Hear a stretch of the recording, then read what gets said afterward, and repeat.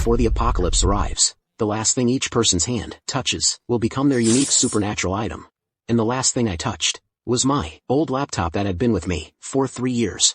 If I'm hungry, I can use code to generate a steaming bowl of beef rice. If extreme cold descends, I can write a program to create a continuously radiating personal heat field. If zombies surround the city, I can compile a pair of AI-powered auto turrets with autonomous defense mechanisms. In my past life, I realized all this too late. In the early days of the apocalypse, I saw my computer as a burden. I always thought supernatural items had to be weapons, like knives, spears, or clubs, tangible things. This led to me wasting the most crucial adaptation period. It wasn't until I was on the verge of starvation, driven by a powerful will to survive, that I tremblingly typed on the computer the most basic Hello World program and generated it as a final farewell to the world. But to my surprise, I ended up getting a nutrient block, hard as a rock, but actually edible. Only then did it dawn on me that this old computer was the true divine artifact. But by then, I was already under the control of my aunt's family. My aunt, Ching Meihua, obtained a gas tank that could spew endless fire. My uncle, Wang Shiji, got a string of prayer beads that could infinitely extend and bind. And my cousin, Wang Zhuang, acquired a model pistol with unlimited ammunition. The three of them worked together to control me, making me work like a donkey at a mill, writing programs day and night to generate supplies for them.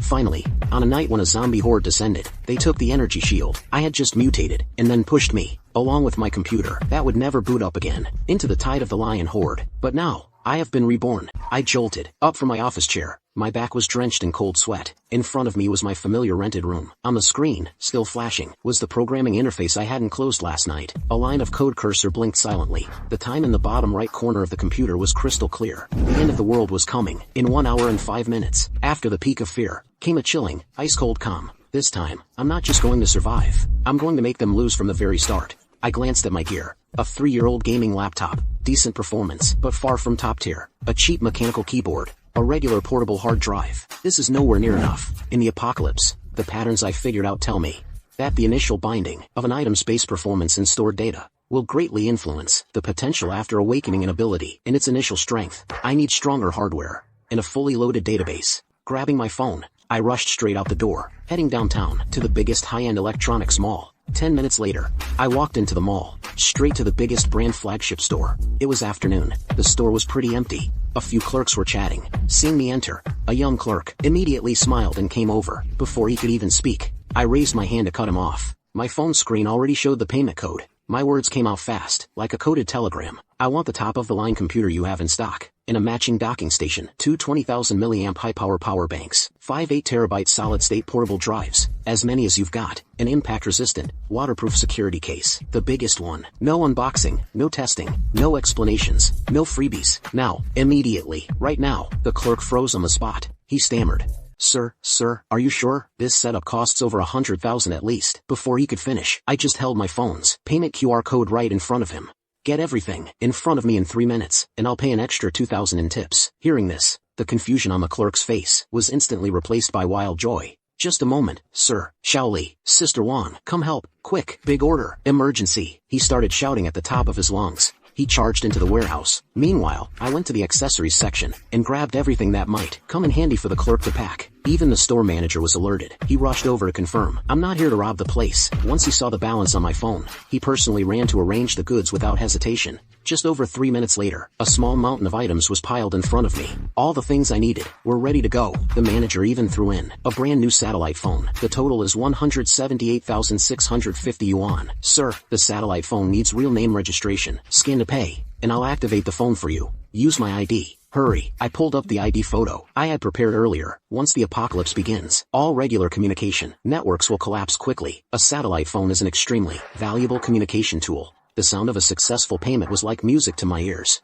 The manager and clerks looked at me like I was the god of wealth. Help me pack everything into this security case. Fit all the accessories inside. Just as I was stuffing things into the case, a fat, greasy hand slammed down on top of it. Chinsu, you little brat, wasting money on useless junk again. Qing Meihua's shrill voice rang out, with Wang Shiji and Wang Zhuang by her side. These three faces, I'd never forget them, even in death. Wang Shiji glanced at my feet, and the pile of high-end packaging boxes beside them. He frowned and said, Xiaosu, now, I'm not trying to lecture you, but look at you. You get a little money and you just have to burn it. Buying all this flashy, useless garbage. How are you supposed to get by? I calmly looked over the three of them. Memories from my past life flooded back.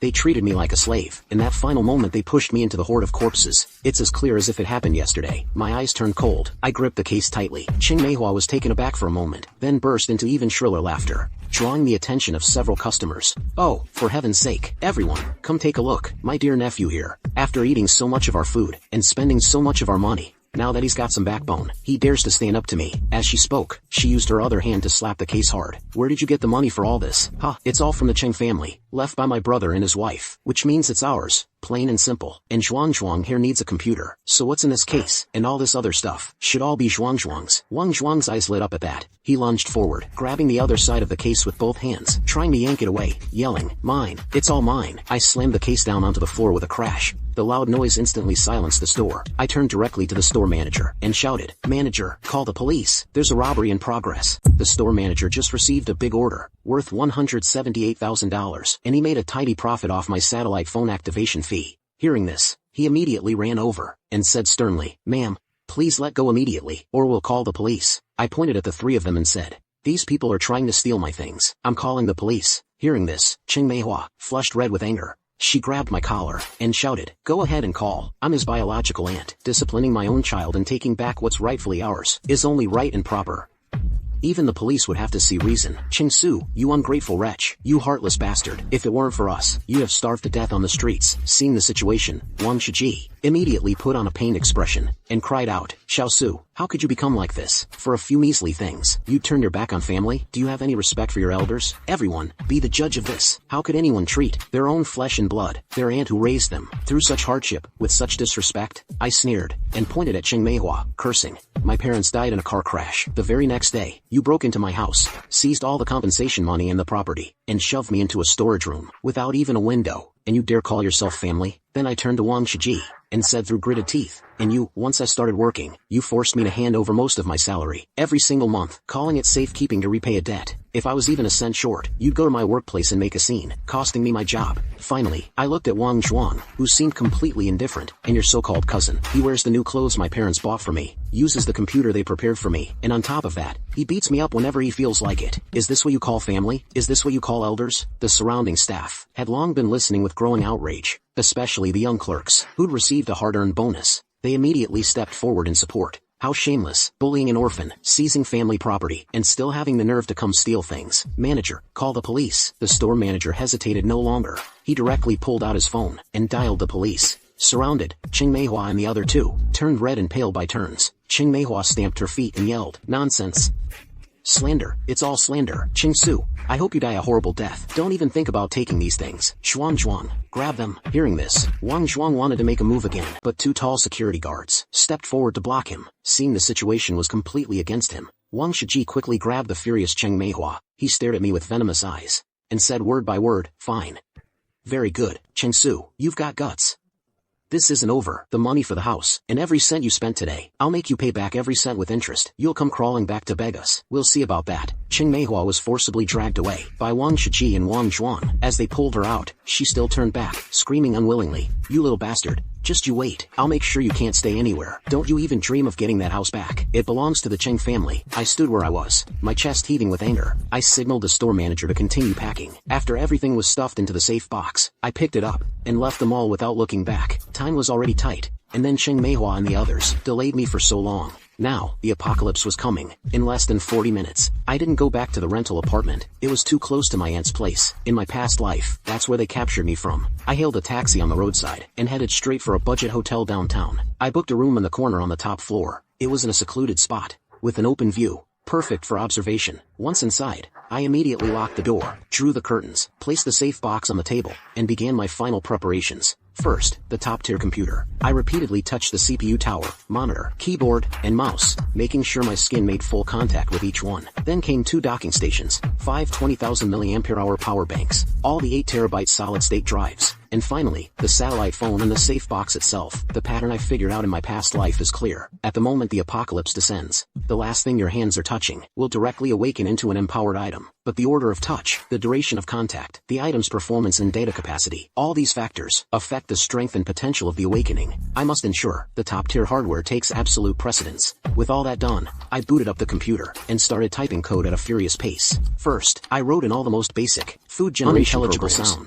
Next, unintelligible personal shelter's energy shield. I needed to add multi-layer insulation and an impact resistance module. Finally, a simple AI auto turret, adding preset defense logic. With the code written, I backed it all up onto every hard drive, to ensure nothing could go wrong. Finally, I sat on the bed, staring at the countdown on my phone. Countdown, 10, 9, 8, 7, 6, 5, 4, 3, 2, 1. The moment the countdown hit 0, the world changed in an instant. Outside the window, an eerie silence fell first.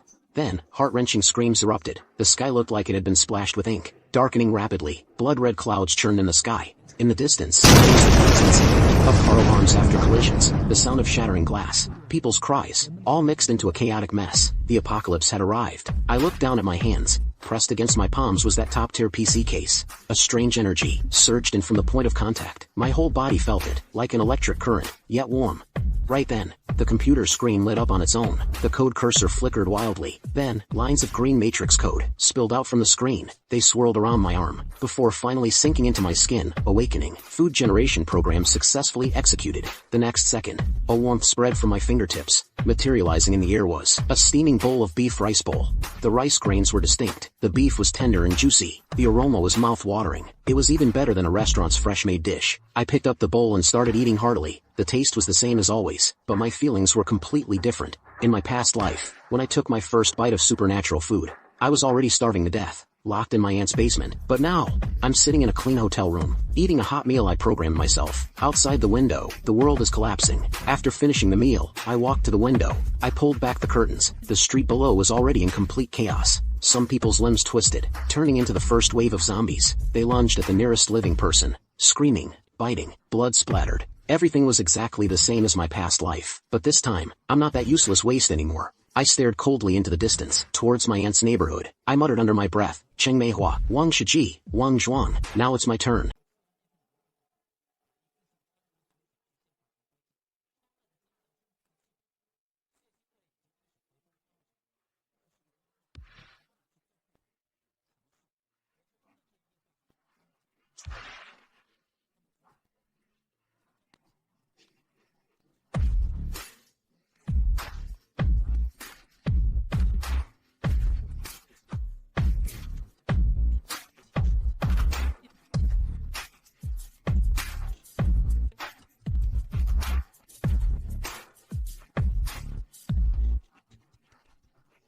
The mountain is now on the screen.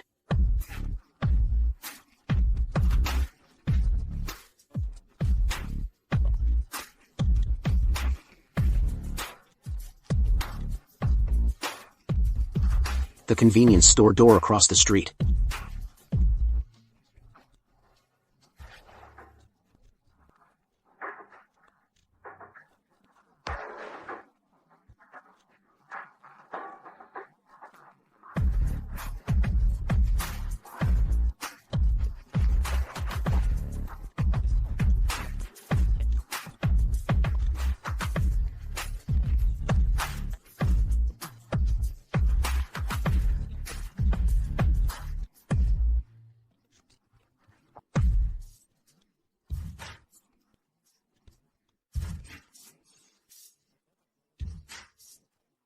Next up, I materialized a small quadcopter drone. It was equipped with an infrared camera and basic AI obstacle avoidance. Its battery only lasted 2 hours, but that was enough to give me a huge advantage early on. The drone flew out the window, silently gliding through the night sky. It headed straight for that residential complex. I sat on the bed. The screen was split in two. One half showed a thermal map, the other half was the drone's live feed. When the drone reached the complex, it was already 40 minutes into the apocalypse. On screen, I saw a familiar scene. In the central plaza, Chinehua and her family were clearing the area with 7 or 8 neighbors.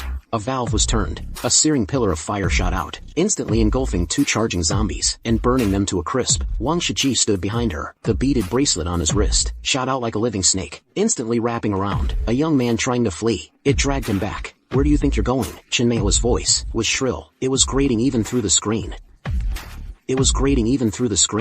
"I'm offering you a way to live, so you'll do as I say." The dragged-back man knelt on the ground, sobbing and begging for mercy. "Sister Chen, I have a child at home." "A child?"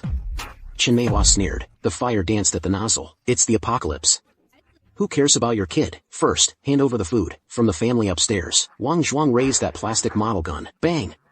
He fired a shot next to the man's foot. Sparks flew. He snarled, "One more word and I'll blow your head off." The 7 or 8 neighbors didn't dare breathe. They were clearly terrified. I stared at the screen. My knuckles were turning white. In my past life, it was these very people who dragged me into the basement. They used Wang Shiji's bracelet to tie me up and forced me to write code day and night. I took a deep breath and forced myself to calm down. It's not time yet. Their initial abilities are pretty weak. They can only manipulate ordinary objects. Their potential is limited, but I have top-tier hardware backing me up. The ceiling for materializing code is terrifyingly high. Time is on my side. I had the drone circle around a couple of times to record the locations of the buildings they control. Then it returned. Back at the hotel, I generated a one-way energy shield covering the windows, a sound-dampening field covering the entire room. After that, I lay down and slept for 4 hours. That's the limit I set for myself. For rest. 4 a.m. I woke up and sat up. First, I checked the energy shield. It was running quietly. A pale blue light, film clinging to the windows and door, barely visible. The room temperature was comfortable. The sound-dampening field made all the noise from outside seem distant. I opened my laptop. First, I ran a comprehensive self-diagnostic. Then I typed out a line of code, materializing a breakfast, fried eggs, bacon, toast, and a hot cup of coffee. The aroma filled the room. I ate slowly, my mind racing with plans for the next 3 days. The first 3 days are the golden adaptation period. The number of zombies is still low. Survivors aren't completely desperate yet, but this is also the most chaotic phase. Robbery, murder, betrayal will spread like a virus rapidly. I won't repeat the mistakes of my past life. I'll grow stronger discreetly, maximizing my advantage. After breakfast, I generated a lightweight exoskeleton. Once equipped, my speed, strength, and reflexes were all boosted by a level, with almost no weight burden. Next, weapons. An electromagnetic rail pistol. Bullets generated in real time by code. Adjustable kinetic energy. A plasma cutter blade. A lethal tool for close quarters combat. Finally, I materialized 4 upgraded drones. Endurance increased to 8 hours. Equipped with HD cameras and thermal imaging AI logic. Smarter, capable of autonomous patrol, obstacle avoidance, and friend or foe identification. I kept 2 drones around the hotel perimeter for patrol and alert. The other 2 continued monitoring my aunt's neighborhood. With that done, I pushed the door open. For the first time since the apocalypse, I stepped out of the room. Outside the hotel, over 40 zombies had already gathered. They caught the scent of the living. They began frantically pounding on the doors. I stood on the rooftop, looking down at them. I activated the preset turret program. 4 auto turrets materialized on the ground. The next second, their barrels flashed blue. A storm of metal rained down. In less than 10 seconds, the street was clear. I jumped straight down from the roof. My exoskeleton absorbed the entire impact. I landed without a sound. Step 1. I need to clear the 3 surrounding streets and establish a safe buffer zone. I moved swiftly through the darkness. A drone constantly circled overhead. Scout turrets were generated on the fly. Zombies fell in waves at my feet. 3 days later, I had cleared all zombies within a 2-kilometer radius of the hotel. During that time, I tested the limits of my ability. I generated a small-scale nuclear fusion reactor model to provide a constant power supply. I wrote a viral code to neutralize the zombie infection factor within a limited range. The experiment was successful, but the effective range was too small. It's not practical yet. Besides that, I also materialized a complete modular shelter. Walls made of reinforced concrete, automatic security doors, and even an internal oxygen recycling system, Rusaic ACCS. I combined 3 suites on the hotel's top floor into my temporary base. I kept the energy shield active. Turrets guarded the doors, drones patrolled. Supplies aren't a problem for me at all. Food, water, medicine, ammo, even a game console and projector for entertainment. I can generate whatever I want. The better the hardware, the more terrifying the precision and scale of the materialization. In my past life, that old laptop fried itself after generating an energy shield. But now, I can even create an entire safe zone. The drone's footage becomes clearer and clearer, revealing the true faces of the Cheng Meihua family. The first day of the apocalypse, in the central square of the residential complex, Cheng Meihua carries a gas canister, with flames shooting out from time to time. It illuminates a group of trembling people around her, the neighbors they've taken control of. Now number 15. They range from the old to the young, men and women alike. Right now, they're all squatting on the ground, too afraid to look up. Wang Shiji's bracelet, like a snake, slithers through the air, ready to ensnare anyone who tries to run. Wang Zhuang holds a model pistol, his face flushed with excitement. He's firing non-stop at the zombies in the distance. As he fires, he shouts, "Mom, this gun is so damn awesome. The bullets never run out." Wang Zhuang laughs and blows another zombie's head off with a shot. Cheng Meihua snorts coldly. "Save some ammo. This thing, even though the bullets are unlimited, it's gotta run out eventually, right? First, get these people under control." She scans the crowd, her voice sharp. "Listen up, everyone, out there. It's all man-eating monsters. If you want to live, you listen to our family. Our family has fire, guns, and rope. We can protect you, but let's be clear. You hand over all your food, medicine, and water. We'll distribute it all. Anyone who hides anything, don't blame me for being ruthless. Nearby, a middle-aged man can't help but ask quietly, Cheng, if we work, will we get enough to eat? Cheng Meihua immediately glares at him, and points the gas canister at the man. The next second, a pillar of fire shoots up half a meter. Looking at the man, scared nearly out of his wits, Cheng Meihua sneers, enough to eat? Dream on. First, you work for me. Starting tomorrow, the men go out to scavenge for supplies. The women are in charge of cooking and cleaning. Anyone who slacks off, I'll throw them out. Hearing this, Wang Shiji immediately plays along. He flicks his bracelet, and it wraps around the middle-aged man's neck, flinging him outside the complex. Seeing this, the crowd shudders in unison. No one dares make another sound. Wang Zhuan spits with disdain. A bunch of useless trash. They don't know that off-screen, I'm watching all of this coldly. The next day, I continued to quietly expand my buffer zone. Intel from the drone showed that Cheng Meihua and her group had completely taken over that neighborhood. Their numbers had swelled to 28 people. They started going out to scavenge. Led by Wang Zhuan, 5 or 6 men followed him. They went door to door, breaking in and stealing food. If anyone resisted, they opened fire. I saw them rob a young woman of her bag and pinned her down to search her. My fingers tensed slightly, but I didn't act immediately because it wasn't time yet. Their combat abilities were formidable, but they couldn't reliably produce food or water, relying solely on what they stole. They wouldn't last long. Meanwhile, I was eating steak and drinking ice-cold cola, watching them hand out moldy bread on my screen. On the evening of the 3rd day, they finally couldn't hold back and launched a large-scale search for me. Wang Zhuan took 10 men in 2 cars and headed straight for my rental, but after they broke down the door, they found the place completely empty. They ransacked the place, but found nothing. Cheng Meihua cursed. Where did that little bastard run off to? Wang Shiqi added with a dark expression. Let's check his workplace, the electronics market. Search everywhere. I watched the footage from my drone. A slight smile touched my lips. I thought to myself, it's time to collect some interest. On the 3rd night of the apocalypse, Wang Zhuang took 8 men, drove out to scavenge. Their target was a small convenience store, about a kilometer from their complex. Inside the store, there were still over a dozen survivors. They had set up a simple defense, hoping to guard their last supplies through the night. When Wang Zhuang and his men arrived, without any warning, they attacked. Through my drone, I saw it all clearly. Wang Zhuang raised his gun and laughed wildly. The 8 of them charged in like bandits. The survivors inside were no match for them. Most were shot dead on the spot. A young mother held her child, crying and begging for mercy. Wang Zhuang kicked the child aside and pressed the gun to the mother's head. He snarled, hand it over, or I'll blow your head off. Then your kid's next. Watching this scene, my past life memories overlap with the rage of this life. My fingers hit the keyboard, typing out a line of code. On the convenience store roof, 6 heavy automated turrets materialize out of thin air. I didn't directly kill Wang Zhuang. I only targeted those 8 followers. The moment the turrets fired, blue electric light tore through the night sky. The 8 men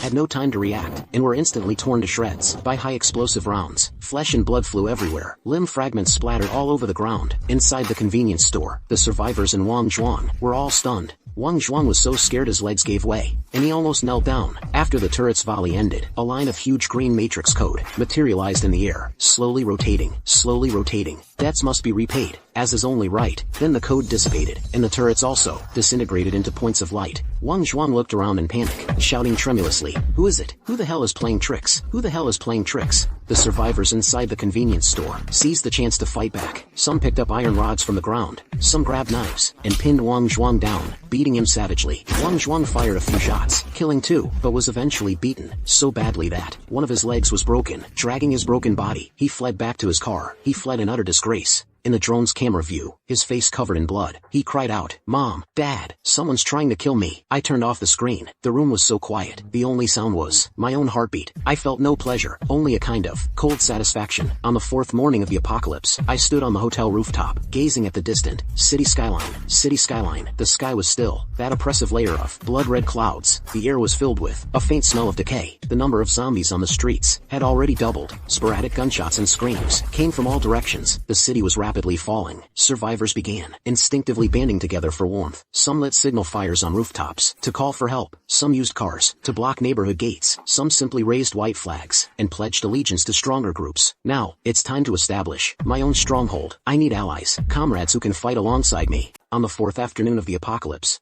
I was quietly clearing out a small horde of zombies on the street. Suddenly, my drone detected movement in a residential building not far away. I saw a burly, middle-aged man holding a fire axe, defending a stairwell entrance, with several terrified civilians behind him. His movements were sharp and efficient. Every swing cleanly severed a zombie's spine. I didn't reveal myself directly. Instead, I used a turret program to clear out over 50 zombies outside the building. Then, I generated a steaming hot meal of braised pork and rice and used the drone to airdrop it onto an open area below. The man cautiously leaned out the window. He saw the food and then spotted the fading afterimage of the auto turret in the distance. Finally, he couldn't resist coming down. The man's name was Li Gang, 45 years old, a former Special Forces soldier. After leaving the service, he worked for a security company. When the apocalypse hit, he happened to be at home. He protected over a dozen neighbors in the building, but their supplies were running dangerously low. I stepped out from the shadows and said calmly to him, "If you want to eat your fill and survive, come with me." Li Gang stared at me for a long moment.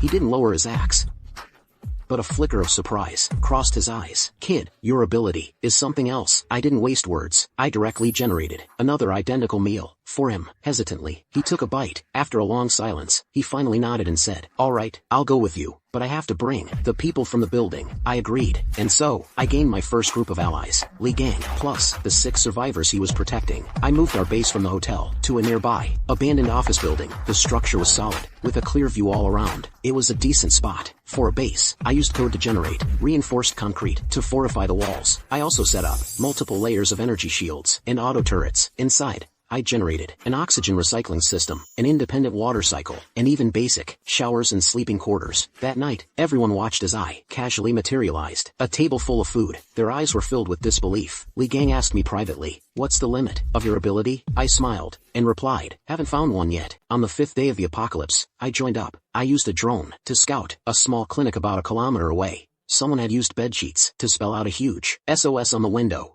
I took Li Gang over there to clear out the zombies. Inside the clinic, we found a woman in her 30s, a doctor. Her name was Zhang Xiao. She was the clinic's lead physician. Before the apocalypse hit, she was working the night shift. After the end came, she was trapped inside the clinic. She survived on the remaining meds and a few crackers for 5 days. When zombies surrounded the clinic, she used a scalpel and alcohol bottles to hold the main door. When we showed up, she was so weak, she could barely stand. I generated nutrient fluid and hot soup to restore her strength. After her first sip, tears just started falling. "Thank you."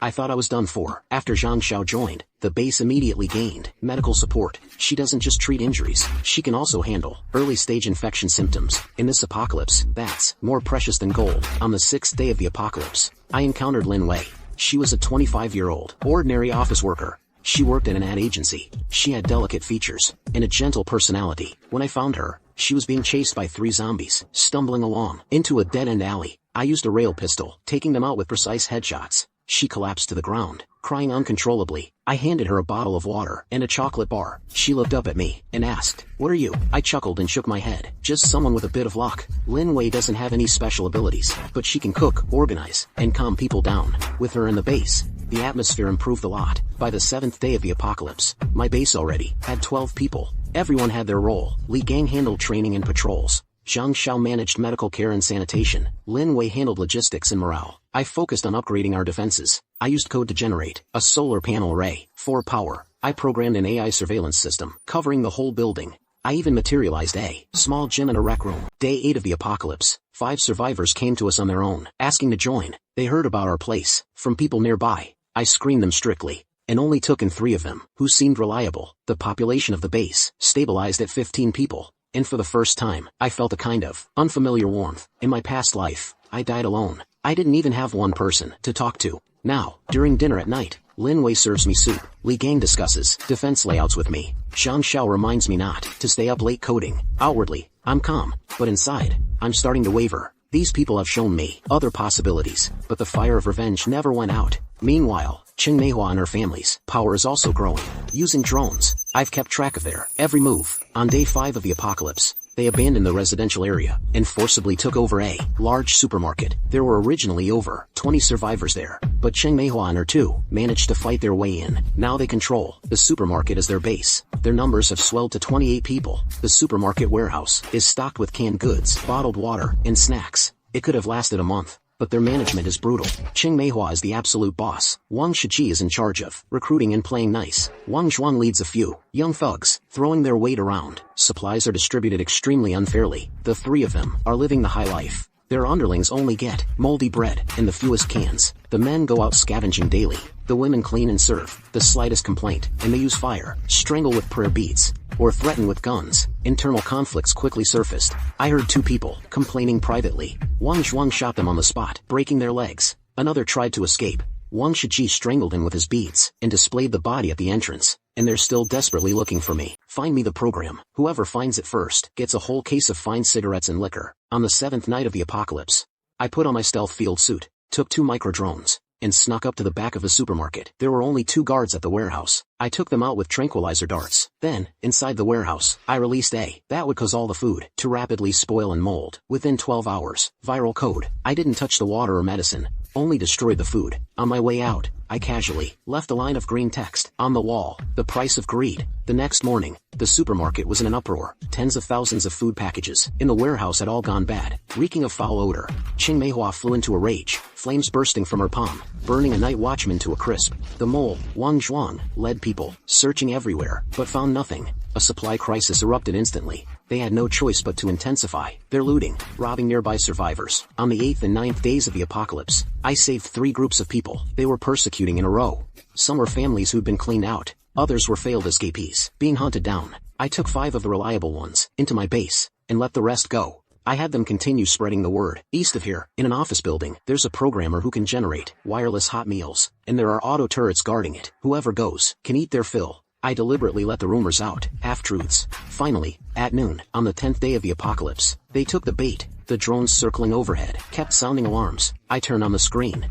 and saw over 20 people from the supermarket direction, split into 3 teams, heading straight for my office building, and leading them was none other than Wang Zhuang. One of his legs was still in a cast. He was on crutches, but his face still looked cocky. He was holding a model pistol. 11 thugs followed behind him. Some had knives, others had homemade Molotov cocktails. Clearly, they were here to rob the place. I stood on the rooftop, watching them coldly. I decided to take them out directly, to stop Wang Zhuang from getting seriously hurt again. As for the others, I'd give them a warning first. Around the office building, within a 1-kilometer radius, I had laid down cloaked AI, proximity mines, and an array of automated turrets. As soon as Wang Zhuang and his men got close, alarms blared instantly. 4 light turrets suddenly rose up. Electromagnetic machine guns opened fire. 3 thugs were immediately riddled with bullets. The rest were so scared they covered their heads and scrambled away. Wang Zhuang reacted the fastest.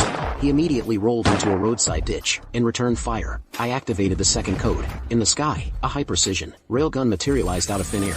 It locked onto Wang Zhuang. The shell landed with pinpoint accuracy, 3 meters from Wang Zhuang's feet. The blast wave sent him flying. His right arm and half his body were a bloody mess. The sound of bones cracking was clear as day. He screamed, writhing on the ground. His model gun flew to the side. The remaining 8 thugs completely broke down. They dropped their weapons and ran. Go back and tell Qing Meihua and Wang Shiji, we'll settle the debts, one by one. Come back again, and you'll all stay here for good. In the drone's camera feed, Wang Zhuang was dragged away by 2 survivors, back to the supermarket, leaving a trail of blood, like a dead dog. That night, Qing Meihua's base descended into chaos. Qing Meihua watched as her son was carried in, half his body a bloody pulp. She screamed hysterically. Who did this?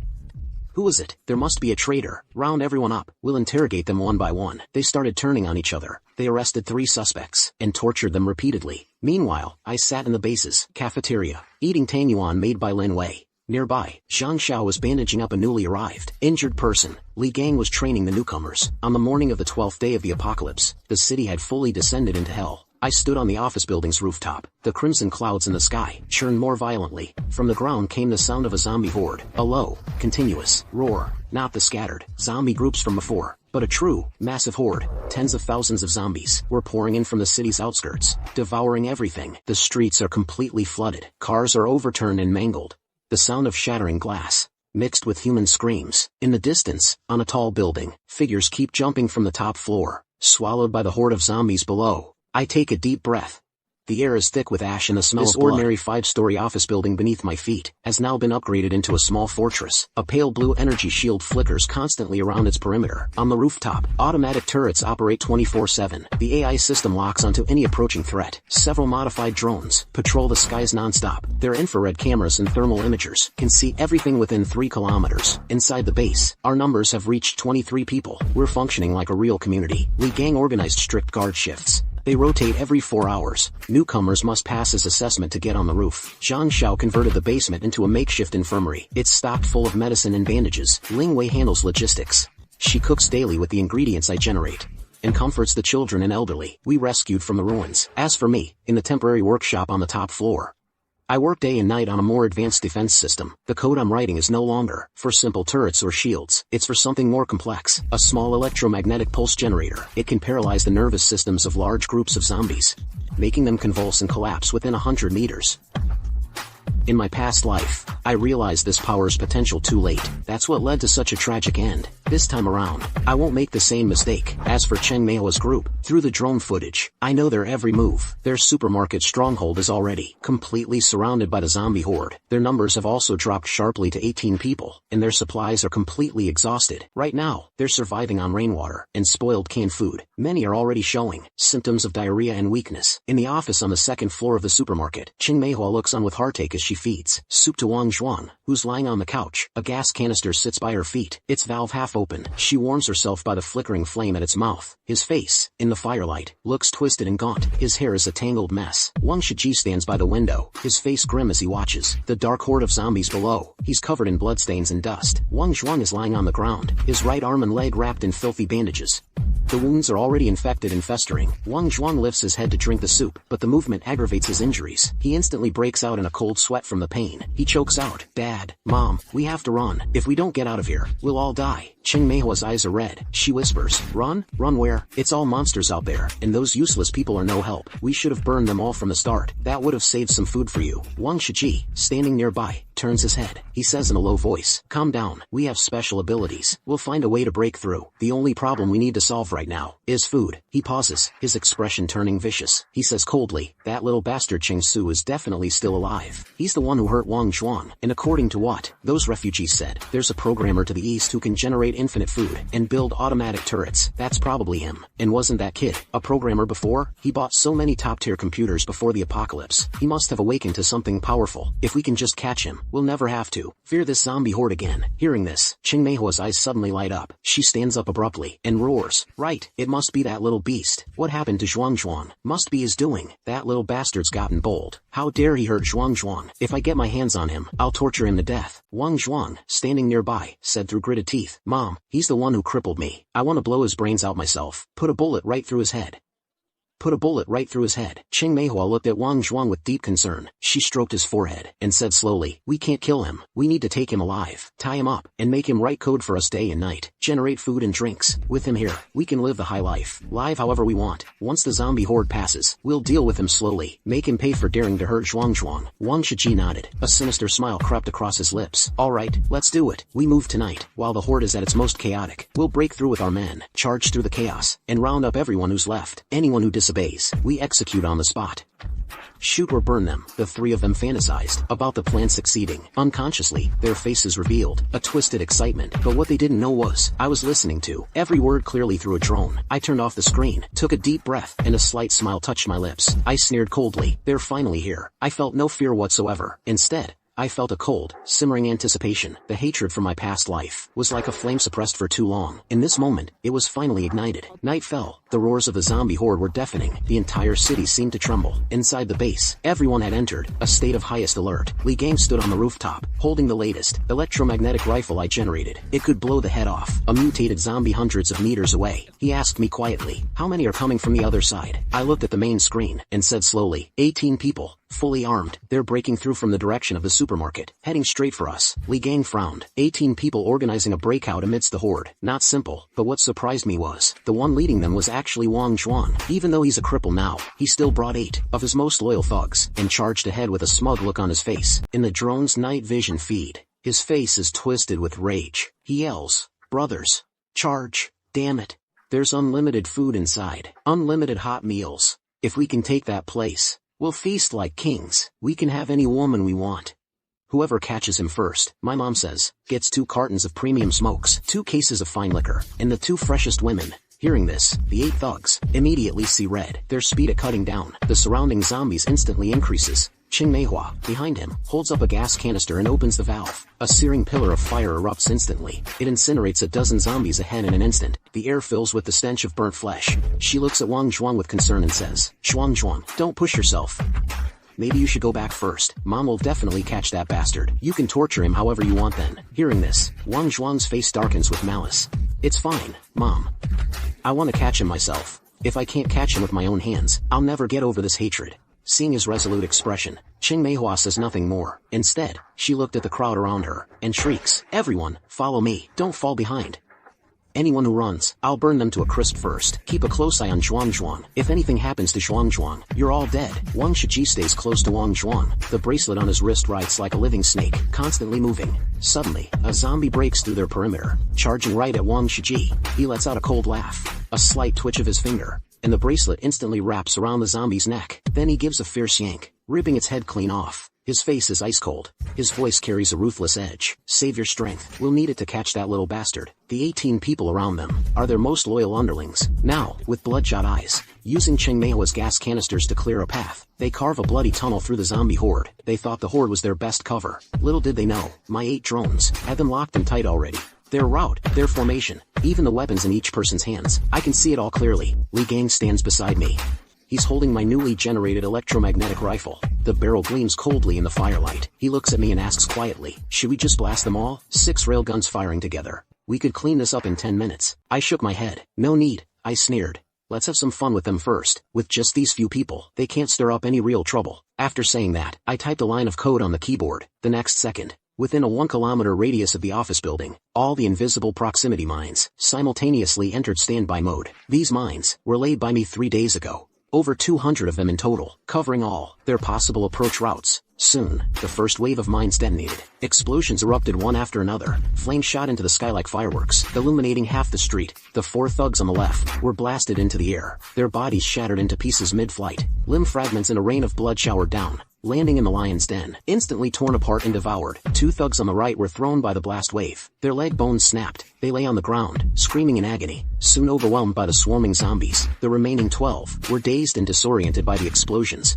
Their ears were ringing. They couldn't get up for a long time. Wang Zhuang was blasted into a roadside drainage ditch. His cane was also broken in the explosion. His face was smeared with mud and blood. He struggled to get up, but failed after several attempts. With a face full of resentment, he looked in my direction, cursing with the foulest language.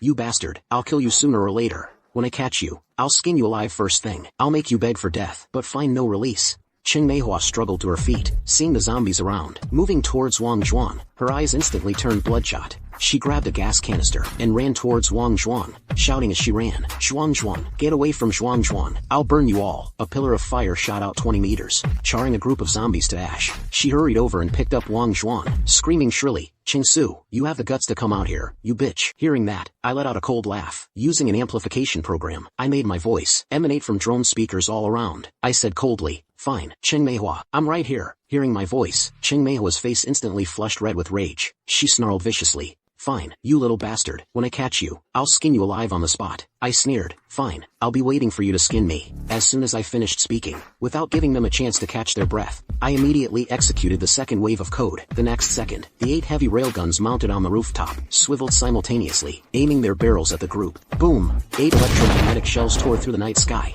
descended with a sinister grin. The shockwave from the violent explosion instantly sent the remaining 8 thugs flying. 5 of them died on the spot. Their chests burst open, spilling their guts everywhere. The other 3 were also severely wounded and fell to the ground. For a moment, the screams of agony amidst the zombie roars sounded particularly piercing. Wang Zhuang's left shoulder was slashed open by a piece of shrapnel, a deep gash, down to the bone. Blood instantly soaked half his body. He writhed in pain on the ground. His model pistol fell into the muddy water, stained with filthy blood. Ching Meihua tried to rush forward to save Wang Zhuang, but was forced back step by the second wave of artillery fire. She nearly lost her grip on the gas canister. In her panic, flames sprayed wildly, burning one of her own men. Wang Shiji pulled her back quickly. For the first time, panic crept into his voice. Retreat. Retreat now. This kid has heavy firepower. Hearing his words, I sneered. Retreat? Where do you think you're going? Then I typed another line of code. Instantly, a translucent energy wall materialized out of thin air, like a massive circular cage. It trapped the three of them inside, completely sealing them off from the outside world, forming a circle 100 meters in diameter. The zombie horde was blocked outside the energy wall. Dense shadows frantically clawed and bit at it, but couldn't even leave a scratch. In the center of the clearing, only Cheng Meihua, Wang Shiji, and Wang Zhuang remained. I put on the lightweight exoskeleton, gripping the plasma cutter. I jumped down from the rooftop, landing steadily. I then slowly walked closer, stopping outside the energy barrier. The blood-red moonlight filtered through the gaps in the clouds. It lit up my face, and the cold killing intent in my eyes. Cheng Meihua was the first to see my face clearly. Her eyes widened almost to the point of splitting. Cheng Su, you little bastard. Wang Shiji's face turned ashen. Prayer beads were already coiled around both his arms, ready to pounce at any moment. Wang Zhuang saw me, his eyes filled with venomous hatred. You little shit. You got my legs and arms broken. I'm gonna blow you away. Blow your damn head off. With his only remaining left hand, he picked up the model gun, frantically pulling the trigger. Bang! Bang! Bang! The bullets were all deflected by the energy barrier, falling to the ground with a metallic clatter. Some even ricocheted back, grazing his own face. I stepped forward. My voice was terrifyingly calm. Before the apocalypse, you broke into my home, seized the compensation and house my parents left behind, drove me into a windowless storage room, made a scene at my company, got me fired. The day the apocalypse came, you came to the electronics mall to rob me. You looted, killed, raped, drove countless people to despair, tried to capture me as a slave. I'm here now. Cheng Meihua roared viciously. We raised you, fed you, gave you a place to live. Without us, you'd have starved to death on the streets. You ungrateful wretch. Animal. I let out a cold laugh. I'm ungrateful. My parents helped your family so much when they were alive. And what happened? As soon as they died in that accident, you came knocking on my door, seized my family's house. Who's the real ungrateful one here? A thug quietly crept up behind me, raised a long blade and swung it down at my back. The three people inside the energy wall saw this. Their faces lit up with glee. They couldn't wait to see me get blown to bits. The next second, a blue energy bullet instantly shot through the thug's head. I looked back at the rooftop. Li Gang gave me a reassuring smile. I raised my hand. Two energy ropes materialized out of thin air. They immediately wrapped around the necks of the two remaining, badly injured thugs, lifting them into the air, 30 feet high. They kicked their legs frantically. Their faces instantly turned purple. Gurgling sounds of suffocation came from their throats. Their hands clawed desperately, watching their agony. I felt not a shred of pity. I said coldly, you two scumbags, you've helped them loot and rape all this time. Killing you like this, you're getting off easy. In less than a minute, their necks snapped with a crack. They went completely still. Cheng Meihua's eyes turned red with rage. She screamed, raising the gas canister and spraying flames at me. But even though she cranked the valve to maximum, the flames were completely blocked by the energy wall. I ran a line of code. The next second, the gas canister sputtered out. No matter how hard Cheng Meihua tried, it only spewed a few wisps of black smoke. Furious, she slammed the canister on the ground. It hit with a loud crash, but not even a spark came out. I approached the energy wall. Wang Shiji seized the opportunity. The beads on his wrist shot out, like two black snakes, aiming straight for my throat and heart. I was ready. I powered up the exoskeleton, dodged to the side, and with a backhand slash, the plasma cutter blade flashed. Two blue-white arcs of light flashed. They were severed clean at the base. The severed ends gave off a burnt smell, like burnt tendons. Wang Shiji let out a shriek. His wrists were a bloody mess. Blood sprayed high into the air. He staggered back, fell to his knees, clutching his wounds and howling. My hand. Wang Zhuang took the chance to fire another shot at me. I raised my hand. A small force field wall appeared in front of me. The bullets embedded themselves in the wall, like nails hammered into wood. I stepped forward. An energy rope wrapped around his left wrist. I flung his whole body like a rag doll, to land at Cheng Meihua's feet. He hit the ground with a bone-cracking thud. His left arm was dislocated. He kept crying and wailing. Mom. Dad. Save me. Cheng Meihua tried to lunge at me to claw me, but was blocked by the personal containment field I generated. She could only glare helplessly through the transparent wall. Her fingernails scraped against it with a piercing screech. I wasn't in a hurry to kill them. I wanted them to taste what it's like to be controlled, to be stripped, to be slowly crushed to pieces. Just like what they've been doing to others these past days. I typed out a line of code. The temperature in the open space plummeted to minus 40 degrees. The chill cut like knives, seeping deep into their bones. The three of them were instantly frozen, shivering uncontrollably. Their lips turned purple. Their teeth chattered. Their breath turned to frost in an instant. Cheng Meihua hugged a gas canister for warmth, but she found it was covered in ice. The valve was frozen solid, impossible to turn. Wang Shiji clutched his severed wrist. The blood, in the bitter cold, quickly froze into icy shards. The pain made him writhe on the ground. Wang Zhuang Wang's old wounds had frozen over, only to split open again. Drops of blood splattered on the ground and instantly froze into red ice. I looked at them and spoke coldly. On the first day of the apocalypse, when you threw people out to feed the zombies, did you ever think others would feel the cold too? I let the temperature rise back up. Then I typed another line of code. Countless tiny electric currents appeared at their feet. Like ants, they burrowed into their skin. A numbing, prickling pain. The agony built layer upon layer. Wang Shiji was the first to break. He fell to his knees, screaming in pain. Like a stuck pig, Qing Meihua gritted her teeth. Frost formed in her hair. Her voice was hoarse. Qing Su, you bastard. You'll die a horrible death, even as a ghost. I won't let you go. Wang Zhuang just started crying. Snot and tears mixed with blood and froze on his face. It hurts so much. I was wrong. I typed more code. The electric current stopped. Instead, I generated a powerful hunger simulation field. Instantly, the three of them felt as if knives were twisting in their guts, like they hadn't eaten for 10 days and nights. That hollow, aching, cramping sensation washed over them. Qing Meihua was the first to crack. She knelt, retching dryly, clawing at her stomach. She howled, "Food! Give me food! Please! Give me something to eat!" Wang Shiji's face was deathly pale. Cold sweat poured down his forehead. "Qing Su, we were wrong. The house is yours. Take it all. Just give us a bite to eat." Wang Zhuang simply collapsed on the ground. His eyes were glazed over. "Brother, I'm hungry. I'm dying." I generated 3 moldy loaves of bread and threw them on the ground.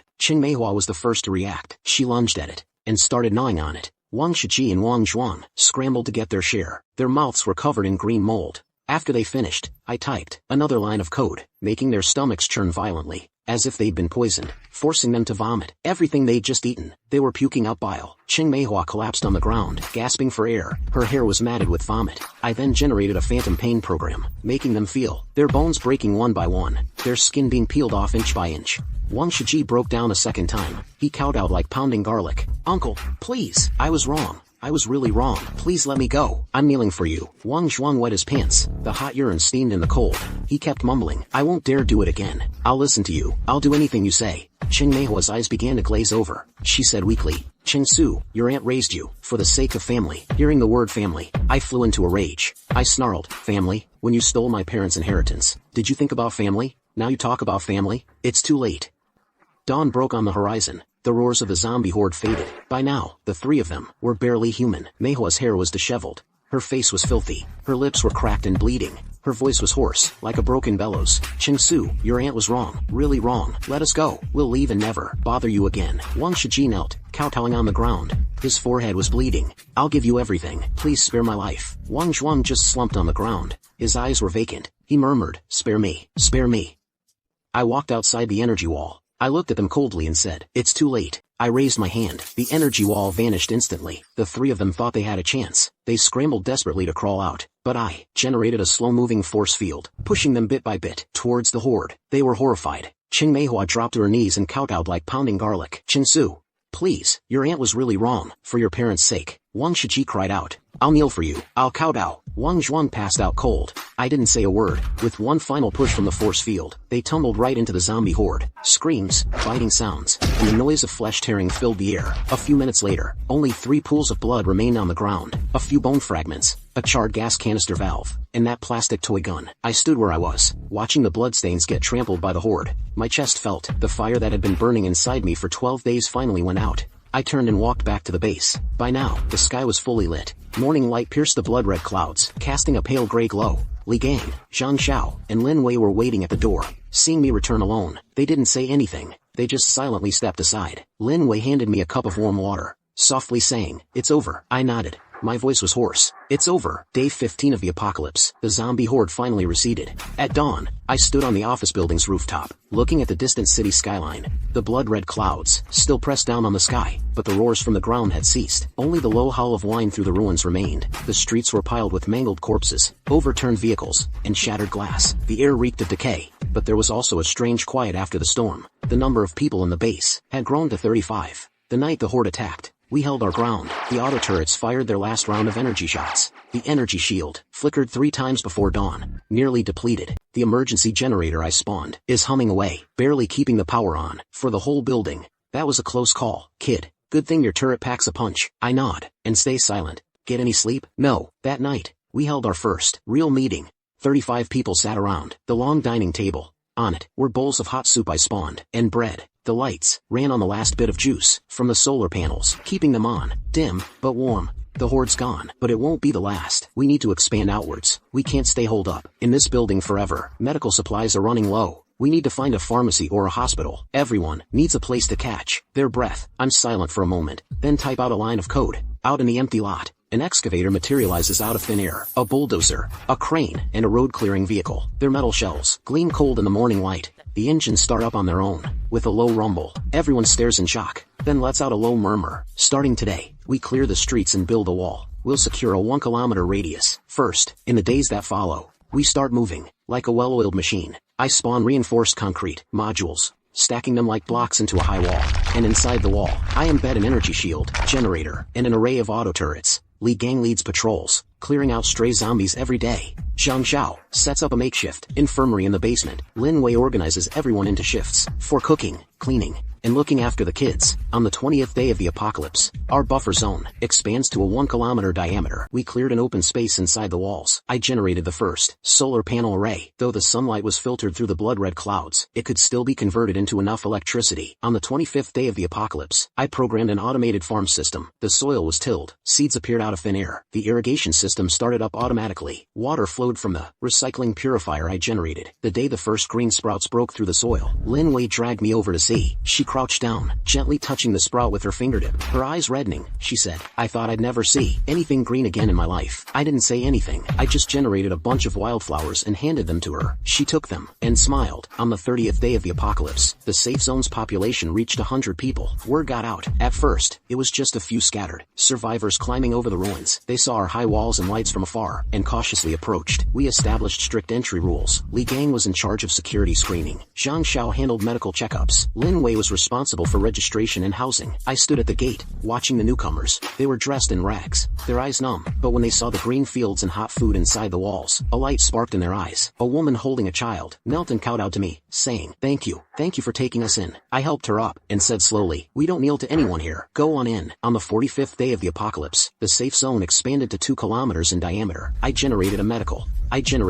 center. It had an operating room, a pharmacy, and wards. Zhang Xiao, along with a few newcomers who knew some nursing, were run off their feet. I also generated a simple schoolhouse. A few survivors with teaching experience volunteered to teach the kids reading and math. On the playground, the children's laughter, for the first time, drowned out the sound of the wind. I even generated a small movie theater. When the movie played again, everyone in the room was in tears. Lin Wei leaned on my shoulder, and whispered, "Thank you." I shook my head, and said, "We all built this together." On the 90th day of the apocalypse, the population reached 500 people. We had our own currency. All labor earns money, and that money can be exchanged for extra supplies. Patrol teams, medical teams, engineering teams, research groups were established one after another. Li Gang trained an armed squad of 30 people, equipped with the electromagnetic rifles I generated. Zhang Xiao led the team in developing the Jiani vaccine. It can effectively alleviate infection symptoms. As for me, I was in the rooftop studio, continuing to research the limits of my supernatural abilities. I discovered hardware is the key. The original top-of-the-line host was no longer sufficient, so I used code to directly print one, a small quantum computer cluster. With it, the scale of my materializations reached a new level. I wrote an ecological restoration program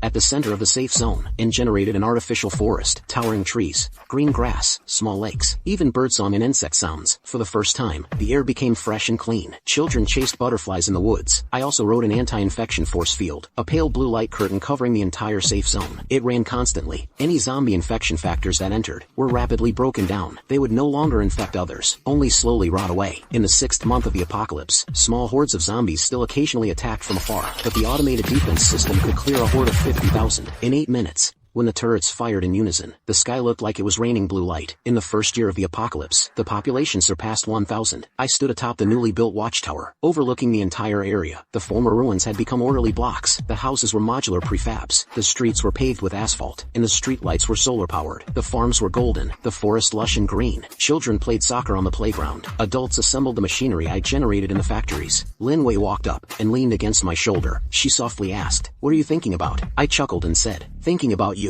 She smiled, her fingers intertwining with mine. In the 2nd year of the apocalypse, we began to expand outward. I spawned a fleet of heavy engineering vehicles, clearing the highway to the suburbs. 50 kilometers away, I established the first satellite city, diverting the population there. Li Gang dispatched squads to garrison it. I used code to generate high-speed rail lines. The trains were printed by me. 300 kilometers per hour between the satellite cities. A round trip took just an hour. I repaired the satellite phone network. Global positioning came back online. For the survivors, it was the first time they could contact loved ones far away. Though the signal was weak, it was enough to carry hope. I even started trying to fix the sky. That layer of crimson clouds, a quantum cluster, ran for 3 months, simulating a blue sky. When the first ray of sunlight pierced the clouds and shone down, the entire city erupted. People rushed into the streets, looking up with arms outstretched, as if welcoming a new life. In the third year of the apocalypse, the population reached 5,000. We had our own hospital, university, library, research teams, began reverse engineering the zombie virus. Progress was slow, but we could produce a stable vaccine. Then, Lin Wei got pregnant. She touched her slightly swollen belly and asked me with a smile, "Is it a boy or a girl?" I spawned an ultrasound machine, pretended to examine, and said, "A girl, just like you." She smiled, her eyes crinkling. In the 5th year of the apocalypse, survivors, still alive across the world, heard the news of a creator in the East. He could create anything with code. Countless people trekked thousands of miles, crossing hordes, deserts, and oceans, to reach my territory. The population soon surpassed 100,000.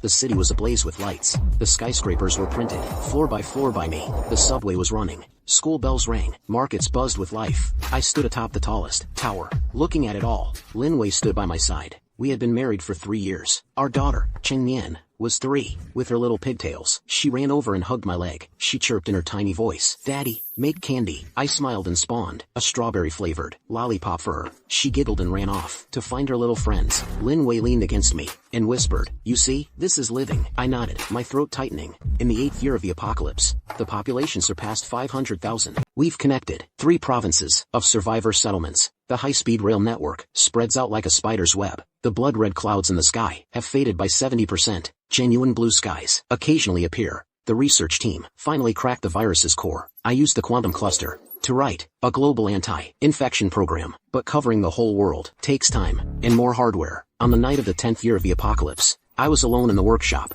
The quantum cluster hummed. I wrote the final piece of code, a piece of code that could reverse everything. I pressed enter. The quantum cluster ran at full power. Lights flickered like a sea of stars. Outside the window, the blood-red clouds in the sky began to churn, then receded like a tide. The first true rays of sunlight shone upon the earth again after 10 years. Across the globe, zombies collapsed en masse. Their bodies rapidly decayed into dust. The world began to recover. I stood atop the tower, gazing into the distance. My daughter woke in Lin Wei's arms, rubbing her eyes. She pointed at the sky. "Daddy, it's morning." I smiled and took her in my arms. "Yeah, it's morning." I changed the world by writing code. People call me the creator, but I'd rather be called a programmer.